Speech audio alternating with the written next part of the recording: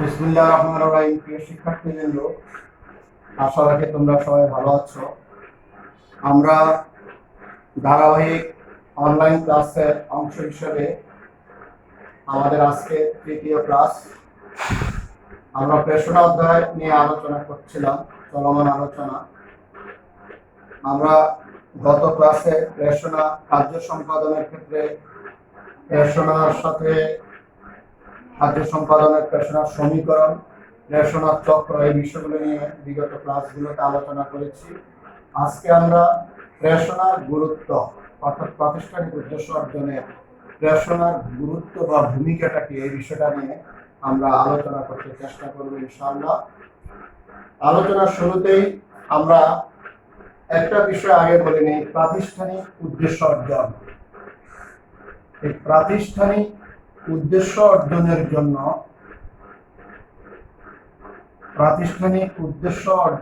জন্য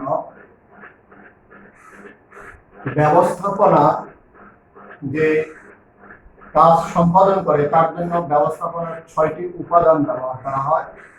এই উপাদানগুলোকে সংক্ষেপে বলা হয় 6M।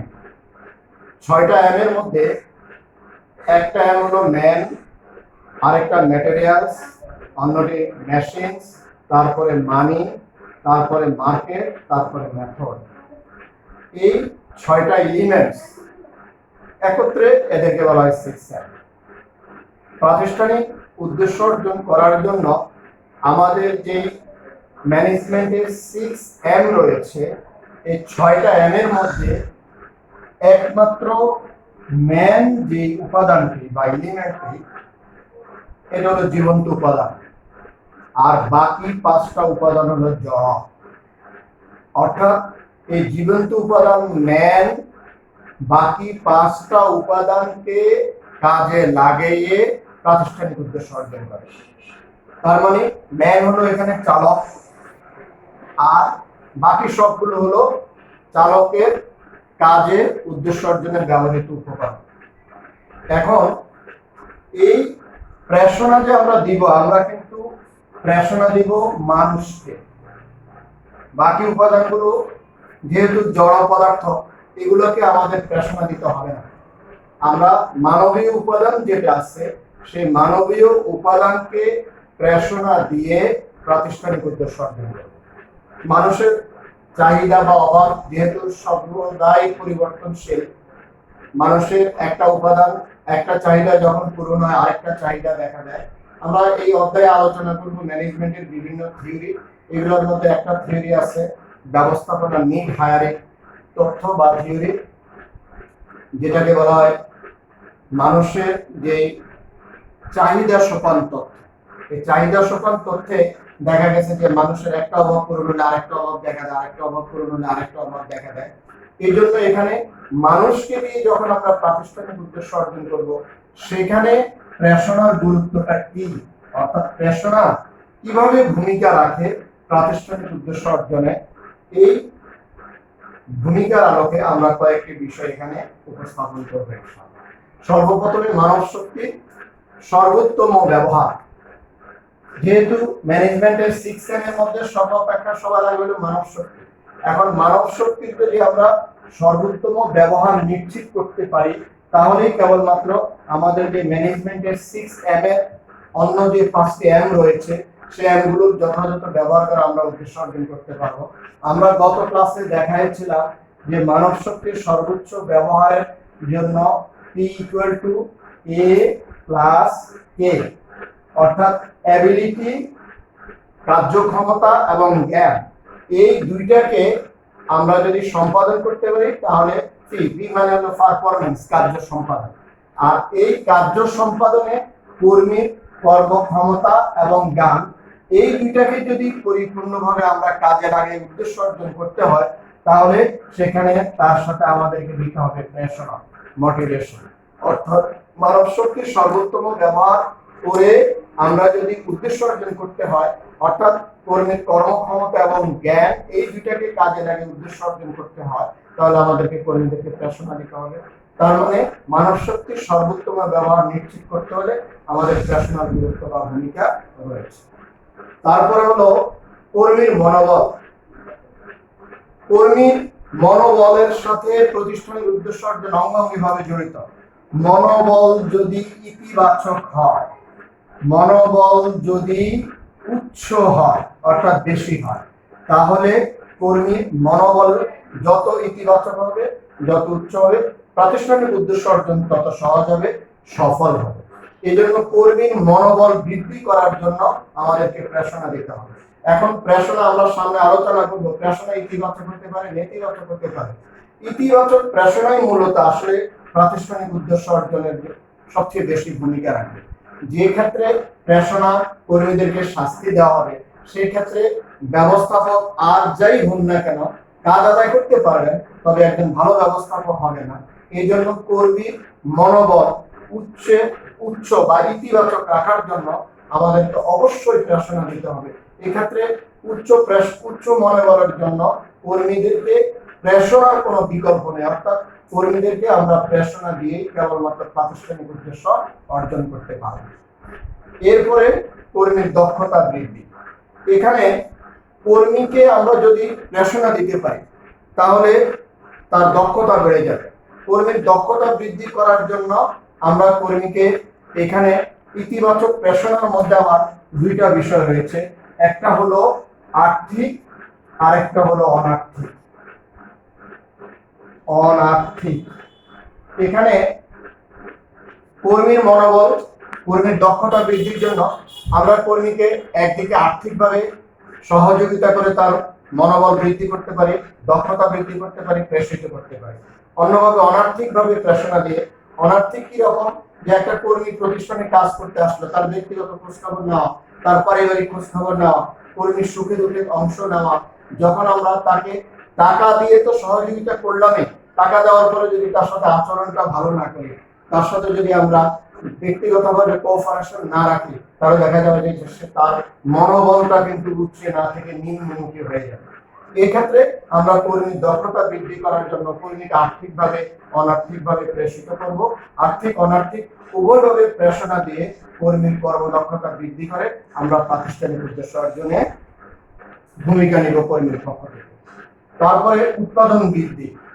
দেখো এখানে আমরা যদি কর্মীর মানব শক্তির সর্বোত্তম ব্যবহার নিশ্চিত করতে পারি, আমরা যদি কর্মীর মনোবল উন্নয়ন করতে পারি, আমরা যদি কর্মীর দক্ষতা বৃদ্ধি করতে পারি, এগুলো যখন বৃদ্ধি পাবে অটোমেটিক্যালি উৎপাদনও বেড়ে যাবে। প্রতিষ্ঠানের প্রতি শ্রমিক কর্মীরা যত বেশি আন্তরিক হবে, প্রতিষ্ঠানের প্রশাসনের প্রতি যত বেশি ওরা আন্তরিক হবে, ওরা যত বেশি স্বেচ্ছায় শ্রম দিবে, তত বেশি প্রতিষ্ঠানের উৎপাদন হবে। উৎপাদনের সাথে প্রতিষ্ঠানের লাভ লোকসান সবকিছু রিলেটেড। উৎপাদন যত ভালো হবে, প্রতিষ্ঠানের অল্প সময়ে, আমরা নিচে যে পয়েন্ট আছে ব্যয় এবং অপচয় হ্রাস, আমরা যদি শ্রমিকদেরকে দিয়ে যথাযথভাবে প্রেরণা দিয়ে কাজে লাগাতে পারি, আমার ব্যয় হ্রাস পাবে, অপচয়। ব্যয়ের মধ্যে এখানে শুধু ব্যয় বলতে অর্থকে বোঝানো হয়নি, পরের একটা পয়েন্ট আছে যে সময়ের সর্বোচ্চ ব্যবহার। এই জিনিসগুলো সব এখানে কাজে আসবে। এই জন্য আমরা প্রতিষ্ঠানের শ্রমিকদেরকে প্রেরণা দিয়ে উৎপাদন বৃদ্ধি করতে পারবো। উৎপাদন বৃদ্ধি হলে আমাদের প্রতিষ্ঠানের মুনাফা বেড়ে যাবে। তারপরে এই ক্ষেত্রে আমরা শ্রমিকদেরকে প্রেরণা দিতে হবে, অর্থাৎ প্রেরণার কোনো বিকল্প নেই। ব্যয় এবং অপচয় হ্রাস। ব্যয় এখানে আর্থিক ব্যয় এবং সময় ব্যয়। ব্যয়টা এখানে শুধু অর্থ নয়, এখানে অর্থ এবং সময়, এই দুইটা জিনিস আমাদের এখানে অপচয় হ্রাস করতে হবে। এখানে আমি অর্থ হ্রাস করলো কিন্তু শ্রমিকরা কাজের সময় বেশি লাগাবে, তাহলে আমার এখানে সময় যত বেশি লাগবে, সেটা যদি আমার সময় ভিত্তিক উৎপাদন হয়, সময় যত বেশি লাগবে টাকা তত বেশি লাগবে। এই জন্য আমরা শ্রমিকদেরকে এমন ভাবে প্রেরণা দিব যে আমার সেখানে যেন অর্থ এবং সময় দুইটাই মিনিমাম হয়, সর্বনিম্ন ব্যয়ে সর্বোচ্চ উৎপাদন যেন হয়, এই দিকে আমাদেরকে খেয়াল রাখতে হবে। এবং অপচয় হ্রাস, প্রতিষ্ঠানের কাঁচামাল সহ ওরা যে বাকি 5টা, আমরা এখানে যে 6টা উপকরণ লিখছিলাম, মানুষ ব্যতীত বাকি যে 5টা উপকরণ আছে, সেই উপকরণগুলো যেন কোনোভাবে নষ্ট না হয়, সেগুলোর ব্যবহারে জনিত কারণে যেন অপচয় বৃদ্ধি না পায়, এইগুলো করতে হলে আমরা শ্রমিকদেরকে প্রেরণা দেব। প্রেরণা যদি সঠিকভাবে দিতে পারি, ভালোভাবে দিতে পারি এবং শ্রমিকদেরকে আমার প্রতিষ্ঠানের প্রতি আন্তরিক সম্পূর্ণ করে তুলতে পারি, তাহলে আমার সময়ের অপচয় হ্রাস পাবে, প্রতিষ্ঠানের অন্যান্য অপচয়ও হ্রাস পাবে। এই জন্য আমার প্রতিষ্ঠানের ব্যয় এবং অপচয় হ্রাস করে উদ্দেশ্য অর্জন করতে হলে আমাকে প্রেরণা দিতে হবে। তারপরে সময়ের সর্বোচ্চ ব্যবহার। শ্রমিকরা কাজে আসলো, এসে বসে গল্প করছে, খুশ গল্পে লিপ্ত। আবার মালিক আসলো, লাফাইয়ে কাজ করতে চলে গেল। আসলে মালিক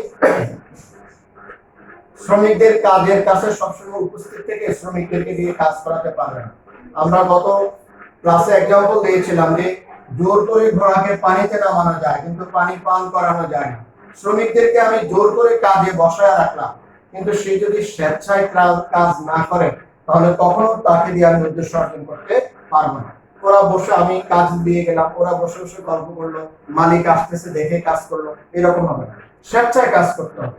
আর এই স্বেচ্ছায় কাজ করার জন্য মূলত প্রেরণা। যখন আমরা শ্রমিকদেরকে যথাযথভাবে প্রেরণা দিতে পারবো, তখন ওরা নিজের থেকে কাজ করবে, সময়ের সর্বোচ্চ ব্যবহার নিশ্চিত করবে, স্বল্প সময়ে সর্বাধিক উৎপাদনের মনোনিবেশ করবে। সেখানে দেখা যাচ্ছে আমাকে এদের প্রেরণা দিতে হবে। তারপরে শ্রম ঘূর্ণায়মানতা। শ্রম ঘূর্ণায়মানতা হ্রাস। ঘূর্ণায়মানতা মানে হলো শ্রমিক আজকে এক জায়গায় কাজ করলো, ভালো লাগলো না, আরেক জায়গায় চলে গেল। শ্রম ঘূর্ণায়মানতার বিষয়টা হলো যে শ্রম ঘূর্ণায়মানতা কর্মীদের চাকরি ছেড়ে যাওয়া এবং নতুন কর্মী তদস্থলে নিয়োগ করাই হলো শ্রম ঘূর্ণায়মানতা। আমি শ্রমিক নিয়োগ দিলাম, এদেরকে প্রশিক্ষণ দিলাম, বিভিন্ন ভাবে প্রশিক্ষণ দিয়ে এদেরকে শ্রমিকগুলোকে মানব সম্পদে পরিণত করলাম, পরে দেখা গেছে যে এরা দক্ষতা অর্জন করে অন্য জায়গায় চলে গেলে, এতে করে প্রতিষ্ঠানের লস হবে। লস হইলে প্রতিষ্ঠান তার উদ্দেশ্য অর্জন করতে পারবে না। এই জন্য শ্রম ঘূর্ণায়মানতা যেন বেশি না হয়, কম হয়। শ্রম ঘূর্ণায়মানতা যত বেশি কমবে, প্রতিষ্ঠানে কাজের পরিবেশের প্রতি শ্রমিকদের তত বেশি আন্তরিকতা সৃষ্টি হবে, পুরনো পরিবেশে কাজ করবে, কাজের প্রতি আন্তরিকতা বেড়ে যাবে, কাজের পরিবেশ সম্পর্কে জানবে, এতে করে প্রতিষ্ঠানের উদ্দেশ্য অর্জন সফল হবে, সহজ হবে। এই জন্য শ্রম ঘূর্ণায়মানতা হ্রাস করতে হলেও শ্রমিকদেরকে গদবাধা বা ধরাবাধা নিয়মে প্রেরণা দিলে হবে না। প্রযুক্তিগত, অর্থনীতি, তারপরে তাদের অন্যান্য বিষয়গুলো প্রতিও তাদের এখানে গুরুত্বপূর্ণ ভূমিকা রেখে তাদেরকে প্রেরণা দিতে হবে। শ্রমিকদেরকে আমরা যত বেশি প্রেষিত করলে ওই প্রতিষ্ঠানের প্রতি ওদের আন্তরিকতা বেড়ে যাবে, ওরা এই প্রতিষ্ঠান ছেড়ে অন্য প্রতিষ্ঠানে যাবে না, এই প্রতিষ্ঠানের প্রতি আন্তরিকতা বা কৃতজ্ঞতা প্রকাশ করবে, এতে করে শ্রম ঘূর্ণায়মানতা হ্রাস পাবে। সুতরাং শ্রম ঘূর্ণায়মানতা হ্রাস করতে হলে আমাদেরকে প্রেরণা দিতে হবে। তারপরে উত্তম শ্রম ব্যবস্থাপনার সম্পর্ক। শ্রমিক এবং ব্যবস্থাপনা। ব্যবস্থাপনা বলতে এখানে প্রতিষ্ঠানের প্রশাসক এবং মালিক, আসলে সবটা মিলে আমরা এখানে ব্যবস্থাপনা করব। এদের সাথে একটা সুসম্পর্ক তৈরি করতে হবে। শ্রমিক সে নিচের লেভেলে কাজ করে বা আমার এখানে কাজ করে, আমি মালিক পক্ষ বা ব্যবস্থাপনা পক্ষ, আমি যদি মনে করি যে শ্রমিকের সাথে আমি তোকে টাকা দিচ্ছি, বেতন দিচ্ছি, সব সুযোগ সুবিধা দিচ্ছি, ওর সাথে ব্যক্তিগত সৌহার্দ্যপূর্ণ সম্পর্কের কি প্রয়োজন? এখন সর্বদাই শ্রমিকরা কিন্তু অর্থ দিলেই খুশি হবে এরকম না। এখানে আর্থিক অনার্থিক দুইটা বিষয় আছে। এখানে অর্থের সাথে সাথে অনার্থিক বিষয়টাও জড়িত। এখানে শ্রমিক এবং ব্যবস্থাপনা এই দুই পক্ষের মধ্যে যদি সৌহার্দ্যপূর্ণ সম্পর্ক হয়, ভ্রাতৃত্বপূর্ণ সম্পর্ক হয়, সুসম্পর্ক গড়ে ওঠানো যায়, তাহলে শ্রমিক প্রতিষ্ঠানের প্রতি আন্তরিক হবে। আর আন্তরিক হলে কাজও ভালো করবে, কাজ ভালো করলে উদ্দেশ্য অর্জন হবে। এই জন্য এখানে আমি অর্থনৈতিক নয়, শুধু অনার্থিক ভাবে শ্রমিককে প্রেষিত করলে আমার উত্তম শ্রম ব্যবস্থাপনার সম্পর্ক তৈরি হবে। আমরা প্রেরণার মাধ্যমে এভাবে প্রাতিষ্ঠানিক উদ্দেশ্য অর্জন করতে পারি। তার মানে প্রাতিষ্ঠানিক উদ্দেশ্য অর্জন করার জন্য আমাদেরকে প্রেরণার কোনো বিকল্প নাই, প্রেরণা দিতে হবে, প্রেরণা দিয়ে উদ্দেশ্য অর্জন করতে হবে।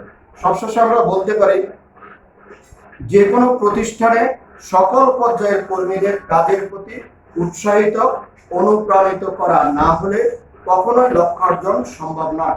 আধুনিক ব্যবস্থাপনা পদ্ধতিতে ব্যবস্থাপকগণ এই বিষয়ের প্রতি বিশেষ গুরুত্ব আরোপ করেন, অর্থাৎ প্রেরণার প্রতি বিশেষ গুরুত্ব আরোপ করেন। প্রেরণার প্রতি বিশেষ গুরুত্ব আরোপ করার ফলে প্রতিষ্ঠান সহজে তার কাঙ্ক্ষিত উদ্দেশ্য অর্জন করতে পারে। আমরা আগামী ক্লাসে ইনশাআল্লাহ প্রেরণার আরো নতুন জিনিস নিয়ে আলোচনায় আসবো। সে পর্যন্ত তোমরা সবাই ভালো থাকো, সুস্থ থাকো, নিরাপদে থাকো। সবাই করোনা থেকে মুক্তি পেয়ে আমরা যেন অচিরে আমাদের শিক্ষা প্রতিষ্ঠানের স্বাভাবিক পরিবেশে গিয়ে ক্লাস করতে পারি, আমরা সবাই সৃষ্টিকর্তার কাছে প্রার্থনা করি। তোমাদের সবাইকে ধন্যবাদ।